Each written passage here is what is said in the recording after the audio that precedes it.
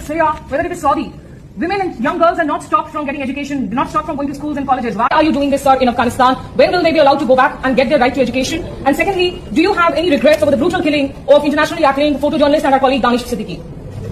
बात अक्टूबर 2025 की है, जब दिल्ली के अफगान दूतावास में कुछ ऐसा हुआ जिसने पूरी दुनिया का ध्यान खींचा। असल में तालिबान के विदेश मंत्री आमिर खान मुत्की भारत आए हुए थे। 10 अक्टूबर को उन्होंने एक प्रेस कॉन्फ्रेंस रखी, लेकिन वहां एक अजीब शर्त रख दी, जो थी कि महिला पत्रकारों की एंट्री नहीं होगी। जाहिर है, भारत जैसे देश में जहां महिलाएं हर क्षेत्र में लीड कर रही हैं, वहां तालिबान की यह सोच गले नहीं उतरी। भारी विरोध हुआ और दबाव में आकर उन्हें 12 अक्टूबर को दोबारा मीटिंग बुलानी पड़ी। अब 12 अक्टूबर को महिला पत्रकार वहां पहुंची तो उन्होंने पीछे बैठने के बजाय सबसे आगे की लाइन चुनी।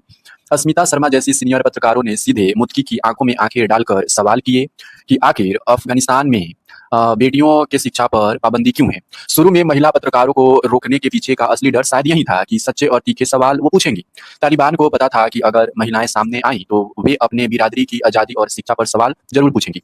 एक और बात जो सोचने वाली है कि अगर महिलाओं को एंट्री नहीं दी गई थी तो क्या वहां मौजूद पुरुष पत्रकार यह सवाल नहीं उठा सकते थे। हकीकत कहें तो तकनीकी रूप से पूछ तो सकते थे, लेकिन शायद उस दर्द और गहराई के साथ नहीं, क्योंकि इन पाबंदियों को पुरुष नहीं बल्कि महिलाएं भुगत रही हैं। जब तक खुद पर नहीं बीतती तब तक सवाल में वो धार नहीं आती। अक्सर ऐसी मुद्दों को महिला मुद्दा मानकर साइडलाइन कर दिया जाता है, जबकि यह एक मानवीय संकट है। मीटिंग में पूछा गया कि बाकी मुस्लिम देश बेटियों को पढ़ा रहे हैं तो आप क्यों नहीं।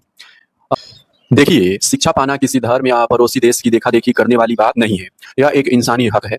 अगर कल को बाकी देश भी शिक्षा बंद कर दे तो क्या तालिबान का यह कदम सही हो जाएगा? बिल्कुल नहीं। सवाल यह होना चाहिए था कि एक इंसान होने के नाते किसी को पढ़ने से रोकने का हक आपको किसने दिया।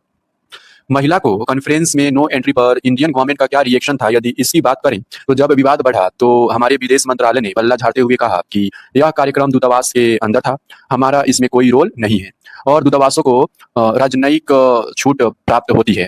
राजनयिक छूट मीन्स डिप्लोमेटिक इम्यूनिटी। क्या राजनयिक छूट का मतलब यह है कि आप हमारे जमीन पर बैठकर हमारे ही संविधान और हमारे महिलाओं का अपमान करेंगे? वियना कन्वेंस दूतावासों को सुरक्षा देता है, लेकिन वह उन्हें भारत के लोकतांत्रिक मूल्यों के खिलाफ जाने का लाइसेंस नहीं देता। भारत सरकार चाहती तो एक सख्त प्रोटोकॉल नोट जारी कर सकती थी कि भारत के धरती पर होने वाले किसी भी कार्यक्रम में लैंगिक भेदभाव बर्दाश्त नहीं की जाएगी, लेकिन हमने तकनीकी कारणों के पीछे छिपना बेहतर समझा।